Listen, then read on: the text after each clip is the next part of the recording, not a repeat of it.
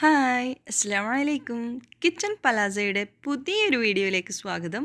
അപ്പോൾ ഇന്നത്തെ വീഡിയോയിൽ നമ്മൾ കാണിക്കാൻ പോകുന്നത് ഒരു സ്പെഷ്യൽ ഇഫ്താർ വിഭവമാണ്. ഒരു പണക്കിഴിയുടെ അതേ ലുക്കിലുള്ള തുർക്കി പത്തിരി അഥവാ ടർക്കിഷ് പത്തലാണ് ഇന്നത്തെ ഐറ്റം. ഇത് കാണാൻ നല്ല ലുക്കാണ്, അതുപോലെ തന്നെ കഴിക്കാനും വളരെ ടേസ്റ്റുള്ള ഒരു ഇഫ്താറിനൊക്കെ നമുക്ക് ഗസ്റ്റിൻ്റെ മുന്നിൽ പ്രസൻറ്റ് ചെയ്യാൻ പറ്റുന്ന ഒരു വെറൈറ്റി ഐറ്റമാണ്. അപ്പോൾ ഇത് എങ്ങനെയാണ് റെഡിയാക്കുന്നതെന്ന് നമുക്കൊന്ന് കാണാം. ആദ്യം തന്നെ നമ്മൾ ഇതിന് വേണ്ടിയിട്ടുള്ള മൈദപ്പത്തിരിയാണ് റെഡിയാക്കുന്നത്. അപ്പോൾ അതിന് വേണ്ടിയിട്ട് ഞാനൊരു ബൗളിൽ ഒരു 1.25 കപ്പ് മൈദ എടുത്തിട്ടുണ്ട്. ഇതിലേക്ക് ആവശ്യത്തിനുള്ള ഉപ്പും ചേർത്ത് കൊടുത്ത് നമ്മൾ അല്പാൽപമായിട്ട് വെള്ളം ചേർത്ത് കൊടുത്തുകൊണ്ട് കൈ വെച്ചിട്ട് തന്നെ നന്നായിട്ട് ഒരു ചപ്പാത്തി മാവിനൊക്കെ കുഴക്കുന്ന പോലെ അതേ ഒരു പരുവത്തിൽ നമ്മൾ നന്നായിട്ട് തന്നെ കുഴച്ചെടുക്കുകയാണ്. ഇപ്പോൾ ഇത് നമ്മൾ നന്നായിട്ട് തന്നെ നല്ല സോഫ്റ്റായിട്ട് തന്നെ കുഴച്ചെടുത്തിട്ടുണ്ട്. ഇനിയിപ്പോൾ ഇത് നമ്മൾ ഇതിലേക്കുള്ള മസാല റെഡി ആവും വരെ ഒരു 10-15 മിനിറ്റ് നമ്മൾ ഇത് നന്നായിട്ട് അടച്ചു വെക്കുകയാണ്. ചിക്കൻ്റെ മസാല ഉണ്ടാക്കാൻ വേണ്ടിയിട്ട് ഒരു 150 ഗ്രാം ചിക്കനും ഉപ്പും മഞ്ഞൾപ്പൊടിയും മാത്രം ഇട്ട് വേവിച്ചെടുത്തതാണിത്. ഇതൊന്ന് മിൻസ് ചെയ്തെടുക്കാം. ചിക്കനെ നമ്മൾ ജസ്റ്റ് ഒന്ന് പീസാക്കി എടുത്തിട്ടുണ്ട്. ഒരു പാനിലേക്ക് അല്പം ഓയിൽ ഒഴിച്ച് കൊടുത്തിട്ട് ഇതിലേക്ക് ഒരു മീഡിയം സൈസ് വലുപ്പമുള്ള സവാള ചോപ്പ് ചെയ്തത് ഇട്ട് കൊടുക്കുക. നമ്മളിതിൻ്റെ ഉള്ളിലെ ഫില്ലിംഗ് ആയിട്ട് 2 ലെയർ കൊടുക്കുന്നുണ്ട്. അപ്പോൾ ഇതിന് 2 ടൈപ്പ് ഓഫ് മസാല നമ്മൾ ഉണ്ടാക്കുന്നുണ്ട്. ഇനി ഇതിലേക്ക് നമ്മൾ ഒരു പച്ചമുളക് ചോപ്പ് ചെയ്തത്, അതുപോലെ തന്നെ ഇഞ്ചി വെളുത്തുള്ളി പേസ്റ്റ് 1 ടീസ്പൂൺ ഇട്ട് കൊടുക്കുകയാണ്. എന്നിട്ടിത് ജസ്റ്റ് ഒന്ന് വാടി കിട്ടും വരെ നമ്മൾ വെയിറ്റ് ചെയ്യുക.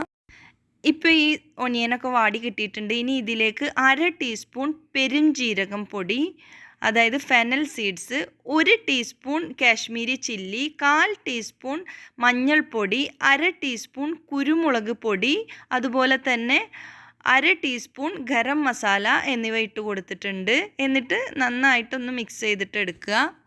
ഇനി ഈ മസാലയുടെ ഒരു പച്ചമണം മാറിയതിന് ശേഷം ഇതിലേക്ക് നമ്മൾ പീസാക്കി വെച്ച ചിക്കന് കൂടി ഇട്ട് കൊടുക്കുകയാണ്.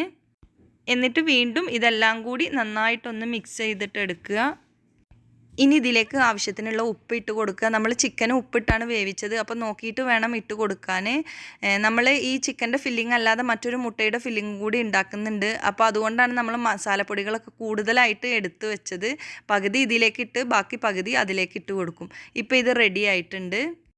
ഇനി നമ്മൾ മുട്ടയുടെ ഫില്ലിങ്ങിന് വേണ്ടിയിട്ട് ഒരു പാനിലേക്ക് അല്പം ഓയിൽ ഒഴിച്ച് കൊടുക്കുക. എന്നിട്ട് ഇതിലേക്ക് ഒരു മീഡിയം സൈസ് സവാള ചോപ്പ് ചെയ്തത് കൂടി ഇട്ട് കൊടുക്കുക. ഇത് ജസ്റ്റ് ഒന്ന് വാടിയതിന് ശേഷം 1 ടീസ്പൂൺ ഇഞ്ചി വെളുത്തുള്ളി പേസ്റ്റ്, 1 പച്ചമുളക് ചോപ്പ് ചെയ്തത് എന്നിവ ഇട്ട് കൊടുത്ത് വീണ്ടും ഒന്ന് മിക്സ് ചെയ്തെടുക്കുകയാണ്.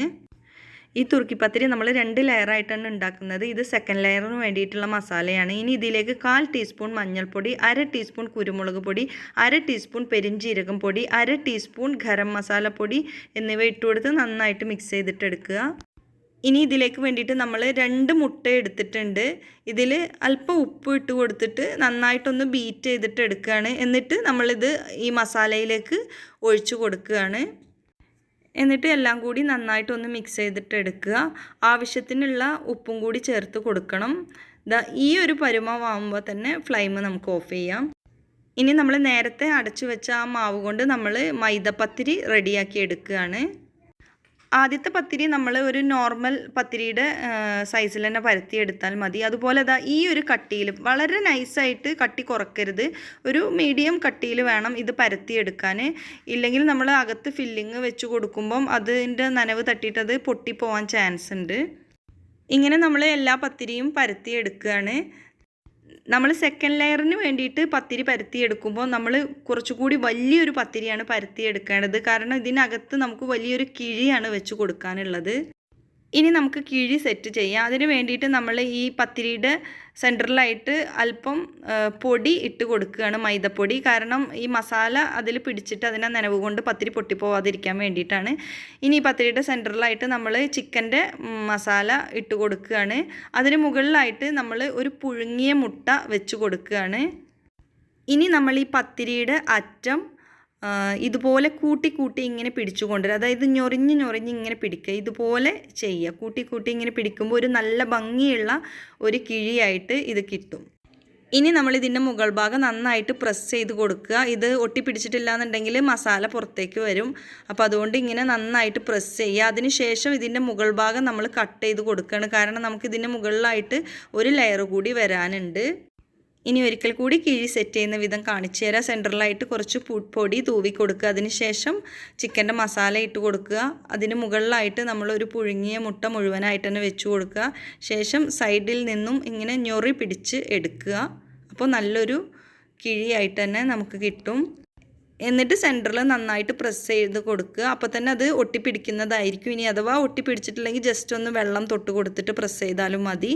ഇനി ഈ മുകൾ ഭാഗം ഒന്ന് കട്ട് ചെയ്ത് കളയാണ്. ഇനി ചൂടായ എണ്ണയിലേക്ക് ഈ കിഴി ഇട്ട് കൊടുത്തിട്ട് നമ്മൾ ഫ്രൈ ചെയ്തെടുക്കുകയാണ്. ഇതുപോലെ കുഴിയുള്ള ഒരു ചട്ടിയിൽ വേണം നമ്മൾ ഫ്രൈ ചെയ്തെടുക്കാൻ. അപ്പോഴാണ് കറക്റ്റായിട്ട് എല്ലാ ഭാഗവും വെന്ത് കിട്ടുള്ളൂ. ഇതുപോലെ തന്നെ നമ്മളൊരു മീഡിയം ഫ്ലെയിമിൽ ഇട്ട് കൊടുത്തുകൊണ്ട് തിരിച്ചും മറിച്ചൊക്കെ ഇട്ടിട്ട് വേണം ഇത് ഫ്രൈ ചെയ്തെടുക്കാൻ. ഇതുപോലെ ഒരു ഗോൾഡൻ ബ്രൗൺ കളറാവുമ്പോൾ നമ്മൾ ഇതിൽ നിന്ന് കോരി മാറ്റണം. ഇനി നമുക്ക് സെക്കൻഡ് ലെയർ സെറ്റ് ചെയ്യാം. അതിന് വേണ്ടിയിട്ട് അല്പം പൊടി തൂവി കൊടുത്തിട്ടുണ്ട്. ഇതിൻ്റെ സെൻറ്ററിലായിട്ട് നമ്മൾ മുട്ടയുടെ മസാല ഇട്ട് കൊടുക്കുകയാണ്. ഇത് ആദ്യത്തേതിനേക്കാൾ കുറച്ചുകൂടി വലുപ്പമുള്ള പത്തിരിയാണ്. ഇനി ഇതിൻ്റെ സെൻറ്ററിലായിട്ട് നമ്മൾ ഫ്രൈ ചെയ്തെടുത്ത കിഴി വെച്ച് കൊടുക്കുകയാണ്. എന്നിട്ട് നേരത്തെ ചെയ്തതുപോലെ തന്നെ സൈഡ് ഭാഗത്ത് നിന്നും നമ്മളിങ്ങനെ ഞൊറിഞ്ഞു കൊടുക്കുകയാണ്. ഇതുപോലെ നമുക്ക് എത്ര ലെയർ വേണമെങ്കിലും ചെയ്തെടുക്കാം. അവസാനം വരുന്ന ലെയറിൻ്റെ മുകൾ ഭാഗം നമ്മൾ കട്ട് ചെയ്യരുതെന്ന് മാത്രം. അപ്പോഴേ ഒരു കിഴിയുടെ ലുക്ക് കിട്ടുള്ളൂ. ഇനി ചൂടായ എണ്ണയിലേക്ക് ഇട്ട് കൊടുത്തുകൊണ്ട് നമ്മൾ ഫ്രൈ ചെയ്തെടുക്കുകയാണ്. ഒരു മീഡിയം ഫ്ലെയിമിൽ വെച്ചിട്ട് വേണം ഇത് ഫ്രൈ ചെയ്തെടുക്കാൻ. ഇതുപോലെ രണ്ട് സൈഡ് ഭാഗം കിടത്തി വെച്ച് കൊടുത്തുകൊണ്ട് വേണം നമ്മൾ ഇത് ഫ്രൈ ചെയ്തെടുക്കാൻ. കാരണം ഇത് മുഴുവൻ മുങ്ങിക്കിടക്കില്ല. അതായത് ഇതുപോലെ ഒരു ഗോൾഡൻ ബ്രൗൺ കളറാകുമ്പോൾ നമുക്ക് കോരി മാറ്റാം. അങ്ങനെ നമ്മുടെ ഇഫ്താർ സ്പെഷ്യൽ തുർക്കി പത്തിരി അഥവാ ടർക്കിഷ് പത്തൽ ഇവിടെ റെഡിയായി. നമ്മളെടുത്തൊരു എമൗണ്ട് വെച്ചിട്ട് നമുക്കൊരു 4-5 തുർക്കി പത്തിരി ഉണ്ടാക്കിയെടുക്കാം. ഇഫ്താറിന് പല വെറൈറ്റി വിഭവങ്ങളും പരീക്ഷിച്ച് നോക്കുന്ന കൂട്ടത്തിൽ ഈ ഒരു ഐറ്റം കൂടി നിങ്ങളെല്ലാവരും ഉണ്ടാക്കി നോക്കണം. ഇഫ്താർ പാർട്ടിക്കൊക്കെ ഗസ്റ്റുകളുടെ മുന്നിലേക്ക് പ്രസൻറ്റ് ചെയ്യാൻ പറ്റുന്ന ഒരു വെറൈറ്റി ഐറ്റം തന്നെയാണിത്. ഈ വീഡിയോ നിങ്ങൾക്ക് ഇഷ്ടമായെങ്കിൽ ലൈക്ക് ചെയ്യാൻ മറക്കരുത്. അതുപോലെ നമ്മുടെ ചാനൽ സബ്സ്ക്രൈബ് ചെയ്യാനും മറക്കരുത്. ഇനി ഇൻഷാ അല്ലാഹ് മറ്റൊരു റെസിപ്പിയുമായി വീണ്ടും കാണാം. അസ്സലാമു അലൈക്കും വറഹ്മത്തുള്ളാഹി വബറകാതുഹു.